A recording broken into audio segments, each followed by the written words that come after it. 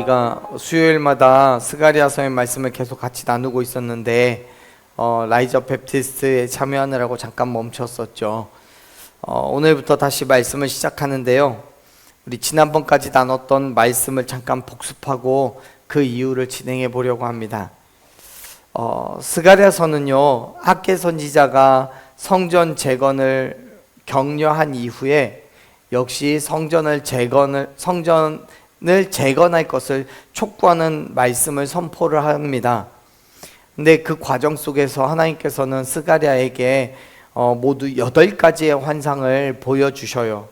그리고 그 환상을 선포하게 하심으로써 이스라엘이 주저하지 않고 성전을 재건하는 일에 나서도록 하시는 것이 하도록 하는 그 말씀이 스가랴서의 앞부분의 내용입니다. 그 환상의 이야기가 1장 7절부터 6장 8절까지 기록이 되어 있고요. 첫 번째 환상이 화석류 나무 사이에 서 있는 사람에 대한 겁니다. 그리고 두 번째가 네 뿔과 대장장이 4명의 환상이고요. 그리고 세 번째가 측량줄을 잡은 사람의 환상인데 특별히 이 환상은 세 부분으로 나누어져요.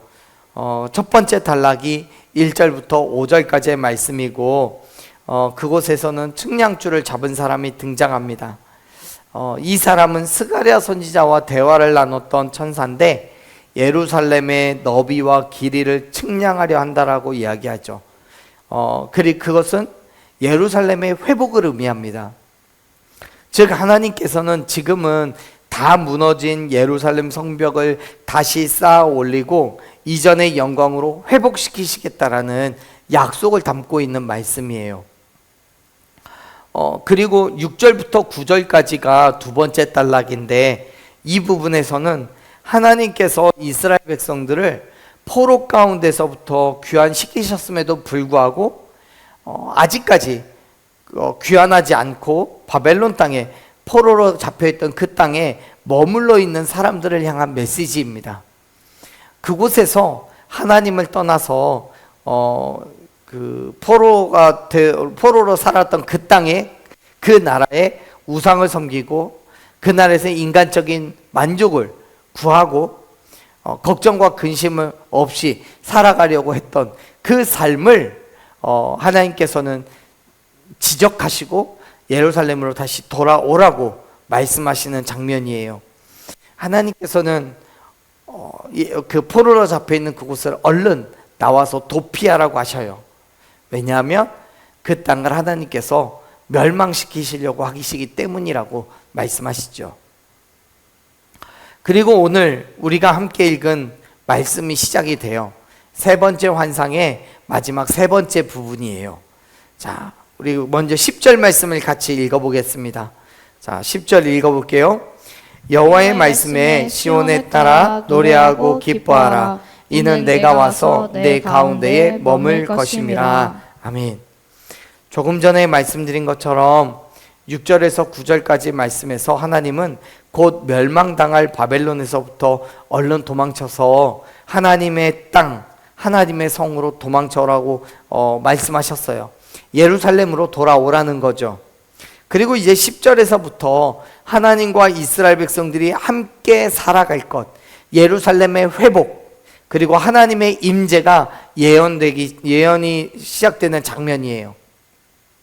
10절은 여호와의 말씀이라고 시작을 합니다. 다시 말해서 지금부터 기록된 말씀은 절대로 변하지 않는 반드시 성취될 말씀이라는 것을 의미합니다. 그렇습니다. 여러분, 우리가 이미 알고 있는 말씀이지만 예수님께서는 마태복음 5장 18절에서 분명하게 선포하셨어요. 천지가 없어지기 전에는 율법의 1.1획도 결코 없어지지 않고 다 이루어내실 거라고 약속하셨어요. 사랑하는 여러분, 하나님의 말씀은 절대로 사라지지 않습니다. 그 말씀이 어떤 것이든 축복이든 책망이든 반드시 하나님께서는 말씀하신 그대로 이루실 것을 믿으시길 바랍니다. 그 하나님께서 말씀하시는 거예요. 뭐라고요? 시온의 딸아 노래하고 기뻐하라고요. 여러분, 시온의 딸이라는 말이 뭘 의미합니까? 하나님의 백성들을 말해요. 시온은 하나님께서 임재하셔서 머무는 땅이에요. 그런데 그 땅의 딸이기 때문에 하나님의 백성이라는 거지요. 근데 그들이 누구예요? 지금 예루살렘에 있는 그 사람들이요. 그들이 노래하고 기뻐할 거래요. 왜요? 이제 이스라엘 백성들에 대한 하나님의 모든 징계가 다 끝나고 그들과 하나님이 맺었던 본래의 언약의 관계로 되돌아갈 것이기 때문에요. 즉 이전에 이스라엘 백성들은 하나님을 떠나서 우상을 섬김으로써 하나님의 징계를 받았어요. 예루살렘으로부터 쫓겨났어요. 그래서 포로 생활을 하게 되었어요. 근데 이제 그 모든 징계가 다 끝났다는 거예요.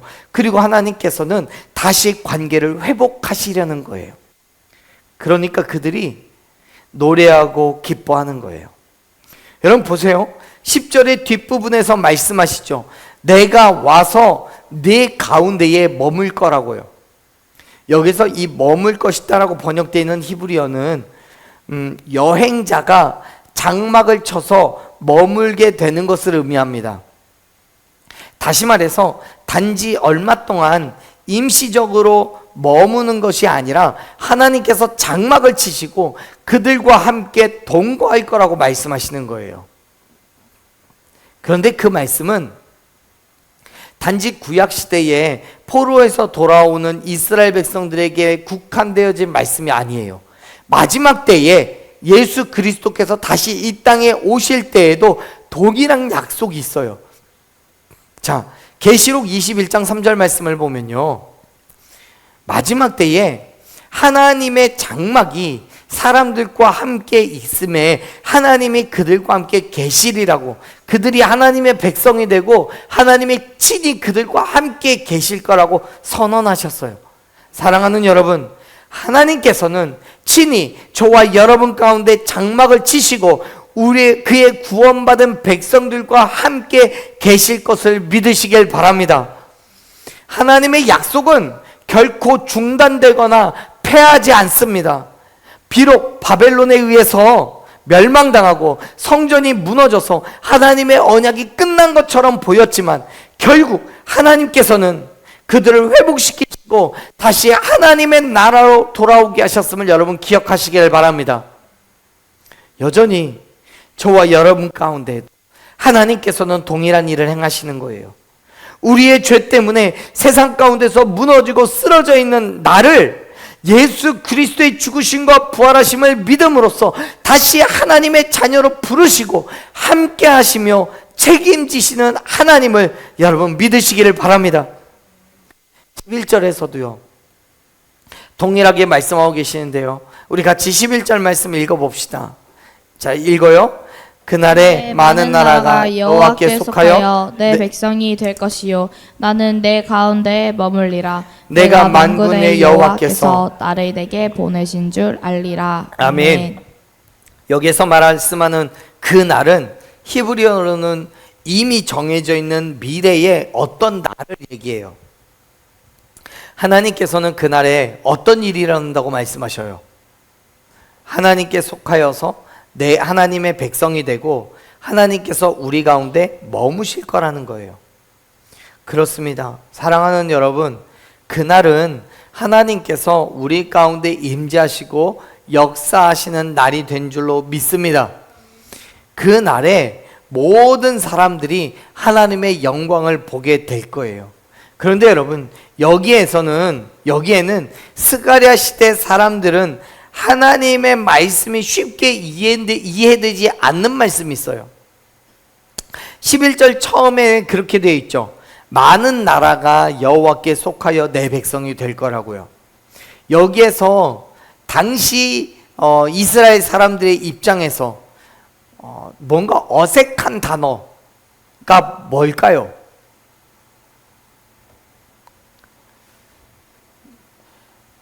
여기서 우리는요, 많은 나라라는 거에 우리는 집중해야 돼요. 무슨 말이냐면 지금 이 말씀은 이스라엘 백성들 뿐만 아니라 다른 여러 나라들까지 하나님께 속하여 하나님의 백성이 될 거라는 약속인 거예요. 이 말씀이 스가랴 시대 사람들에게 쉽게 납득되지 않았을 거예요. 받아들여지지가 않았을 거예요. 왜냐하면 하나님의 백성이 된다는 것은 당연한 거죠. 하나님의 백성이 되는 거예요. 근데 그 대상이 누구냐면 많은 나라예요. 이스라엘 백성들이 아니에요. 그들만이 아니고 많은 나라예요. 여러분, 구약시대의 사람들은 하나님의 백성으로서 아브라함의 자손인 자신들이 유일하다라고 생각했어요. 선택받은 백성이란 말이에요.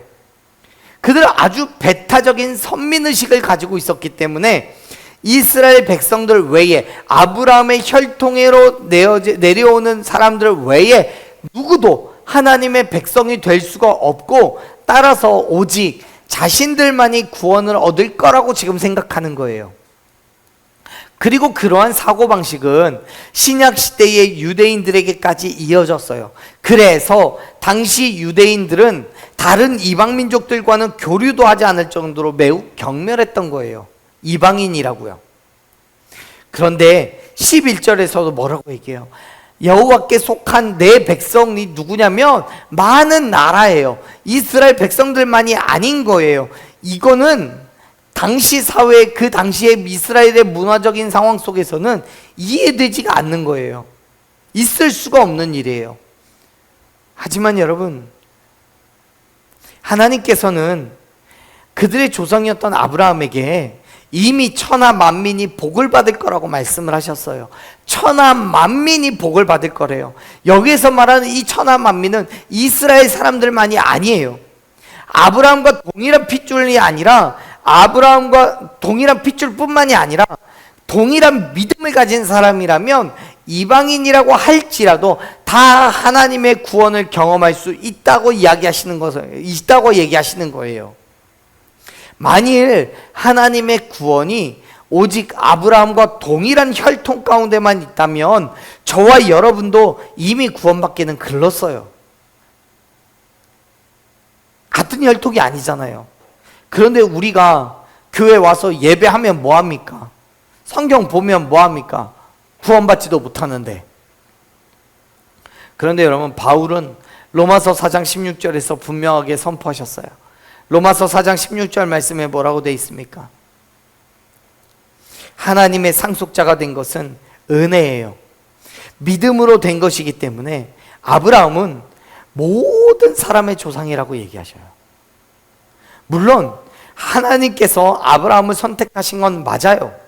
하지만 하나님께서 그를 선택하셨을 때에는 그의 자손들을 제사장 나라로 삼겠다라고 말씀하셨어요. 제사장 나라로. 보세요. 출애굽기 19장 5절 6절 말씀을 보면 이렇게 얘기하셔요. 출애굽기 19장 5절 6절 같이 읽어볼게요. 읽습니다. 세계가 다 내게 속하였나니 너희가 내 말을 잘 듣고 내 언약을 지키면 너희는 모든 민족 중에서 내 소유가 되겠고 너희가 내게 대하여 제사장 나라가 되고 거룩한 백성이 되리라. 아멘. 여러분, 지금 하나님께서 모세를 통해서 말씀하신 게 뭐예요? 제사장 나라가 되게 하겠다는 거예요.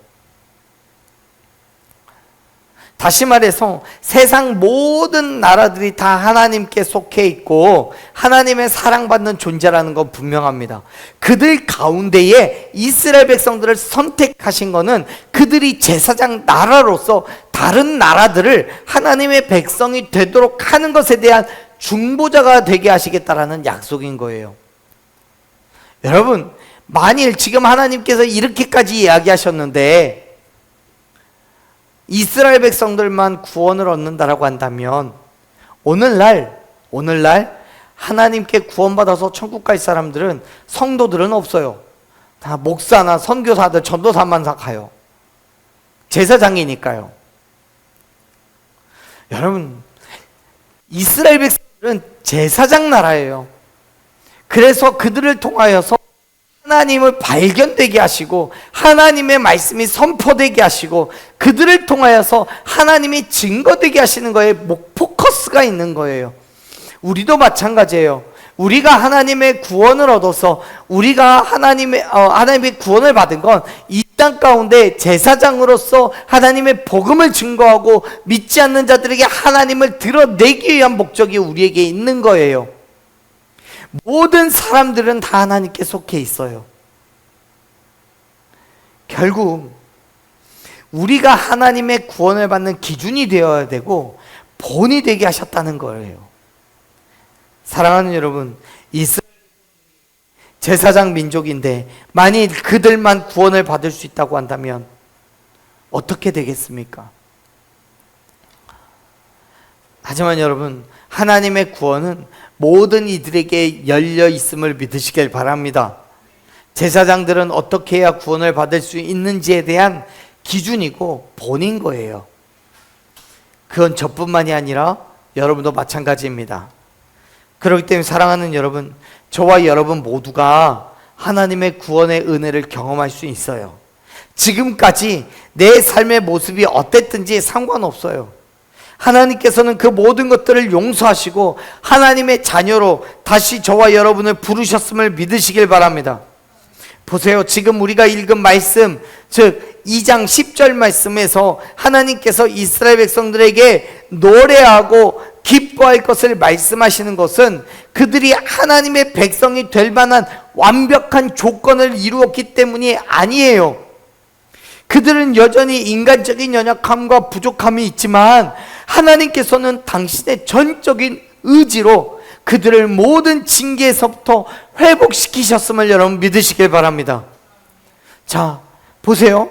12절 말씀을 보면 분명하게 얘기하셔요. 12절 말씀 같이 읽습니다. 여호와께서 장차 유다를 거룩한 땅에서 자기 소유를 삼으시고 다시 예루살렘을 택하시리니. 아멘. 여러분, 지금 하나님께서는 유다를 자기의 소유로 삼으시고 다시 예루살렘을 택하시겠다라고 약속하셔요. 당시 이스라엘은 바벨론에 의해서 멸망당하고 여러 지역으로 뿔뿔이 흩어져 있었어요. 그리고 이스라엘 백성들의 입장에서는 어느 날 갑자기 바사의 왕 고레스가 칙령을 내려서 명령을 해서 예루살렘으로 귀환을 하게 된 거예요. 그렇다고 당장 예루살렘이 70년 전과 같이 화려하고 거룩한 하나님의 나라로 회복된 건 아니에요. 하지만 여러분, 하나님께서 그들에게 약속하시는 거예요. 미래에 대한 불확실함이 있는 그들에게 너희를 하나님의 소유로 삼고 이스라엘을 다시 회복시키실 거라고 약속하시는 거예요. 사랑하는 여러분, 하나님께서는 당신이 선택한 자들을 결코 버리지 않으시고 다시 하나님의 백성으로 회복시키셨음을 믿으시길 바랍니다. 물론 그럼에도 불구하고 인간의 연약함 때문에 죄를 범하면 당연히 또 징계를 받겠죠. 하지만 여러분, 징계를 하실지언정 버리시지는 않는 거예요. 사실 하나님께서 자기의 백성들을 징계하시면 표면적으로는 그들을 버린 것처럼 보이기도 해요. 하지만 여러분, 그거는 일시적인 것일 뿐이에요. 하나님의 때가 되면, 그래서 하나님의 징계가 끝이 나면 그들을 다시 하나님의 백성으로 삼으시고 하나님께서 원하시는 대로 이끌어 가심을 여러분 믿으시길 바랍니다. 그것을 신학적인 용어로 이야기하자면 성도의 견인이라고 불러요. 하나님께서는 한 번 택하신 자를 절대 버리지 않으신다는 것을 의미해요. 하나님의 거룩한 백성이 되도록 견인, 즉 이끌어 가시는 거예요. 사랑하는 여러분, 저와 여러분도 생각해 보면 인간적으로 얼마나 연약합니까? 매번 죄 가운데에서 허덕이고 시험과 유혹 가운데 이리저리 휘둘리는 삶을 살아가고 있잖아요. 그 중에 당연히 때로는 온전한 믿음의 삶을 결단하기도 해요. 하지만 대부분은 이게 맞나 저게 맞나 갈등하고 고민을 하기도 합니다. 그러다 정말 하나님 앞에 범죄하여서 죄 가운데 거하기도 해요. 그럴 때마다 여러분 기억하시길 바랍니다. 하나님께서는 저와 여러분을 당신의 소유로 삼으셨고 다시 하나님의 거룩한 백성으로 살게 하실 것을 믿으시길 바랍니다. 어떻게 하면요? 우리가 믿기만 하면요. 예수 그리스도의 죽으심과 부활하심을 우리가 믿기만 하면 하나님의 자녀가 되는 권세를 주시겠다고 약속하셨잖아요. 우리는 그 말씀을 붙잡고 나아가는 거예요. 우리 성경에서 지금 12절에서 자기 소유라고 번역되어 있는 히브리어는 하나님께서 유산으로 물려주신다라는 의미가 있어요. 다시 말해서 하나님께서 이스라엘 백성들을 자기 소유로 삼으셨다는 것은 이스라엘 자손들이 하나님께서 주신 유산, 그 기업을 받게 되었다라는 걸 얘기해요. 사랑하는 여러분, 지금 우리의 모습이, 우리의 상황이 어떻든지 하나님께서 우리를 사랑하시고 우리를 구원하시기 위해서 예수 그리스도를 보내주셨음을 믿으시길 바랍니다. 그렇다면 그 믿음으로 하나님께 나아가는 거예요. 지금 나는 죄를 지었고 지금 당장 그 죄가 해결이 되었는지 안 됐는지 아무것도 잘 모르겠지만 믿음으로 나아가면 하나님께서 저와 여러분을 붙잡아 주시고 하나님의 자녀가 되는 권세를 주시겠다라고, 자기의 소유로 삼으시겠다라고 약속하시는 거예요. 그 믿음으로 우리는 하나님의 영광을 위해서 살아가야 되는 거예요. 사랑하는 여러분, 오늘 이 시간 저와 여러분이 믿음의 결단으로 나아가기를 소망합니다. 아직까지 내가 죄가 있거나 없거나 그 죄에 대해서 내가 해결받지 못했다라고 생각할지라도 예수 그리스도께서 나를 위하여 십자가에서 죽으시고 부활하셨다는 그 믿음 하나 붙잡고 하나님께로 다시 나아가십시오. 우리가 믿음으로 나아갈 때 하나님께서 저와 여러분을 구원의 은혜를 경험하게 하실 줄로 믿습니다. 그 믿음으로 나아갈 때 우리가 행할 것은 분명합니다. 13절 말씀 같이 읽어볼게요. 13절 읽습니다. 모든 육체가 여호와 앞에서 잠잠할 것은 여호와께서 그의 거룩한 처소에서 일어나심이라 하라 하더라. 아멘. 지금 13절에서 말씀하시는 것은 모든 육체가 하나님의 위엄과 영광 앞에 잠잠하라는 거예요. 그 잠잠함은 히브리어의 의미로서 하나님의 통치에 전적으로 순복하며 묵묵히 그가 하시는 일을 인정하고 순종하라는 의미예요. 사랑하는 여러분, 하나님의 역사심 가운데로 나아가십시오. 지금 나는 잘 모르겠지만 순종하십시오. 말씀하신 그대로 나아가십시오. 하나님께서 저와 여러분을 사랑하시고 어떤 상황 가운데서도 우리의 손을 놓지 않고 우리가 하나님의 자녀로 살아가기를 바라고 계셔요. 그렇기 때문에 우리는 믿음으로 나아가면 그 하나님의, 우리를 향한 하나님의 바램과 맞닿아서 우리의 상황과 형편에 따라 하나님의 그 신실하심을 믿고 신뢰하며 나아갈 때 저와 여러분의 구원의 은혜를, 구원의 기쁨을 경험하게 하실 줄로 믿습니다. 분명히 우리의 삶 가운데 우리가 나아가는 그 발걸음을 축복하여 주시고 다시 세우셔서 궁극적으로 승리케 하시는 하나님의 일하심을 경험하게 하실 줄로 믿습니다. 그 믿음의 자리로 여러분 나아가십시오. 힘들고 어려울지라도, 지치고 쓰러질지라도 다시 하나님의 그 거룩하심으로 믿음의 자리로 나아갈 때 그 구원을 경험하게 하시는, 회복시키시는 은혜를 누리게 하실 줄로 믿습니다. 아멘. 저와 여러분의 그런 믿음의 삶이 되기를 간절히 소망합니다.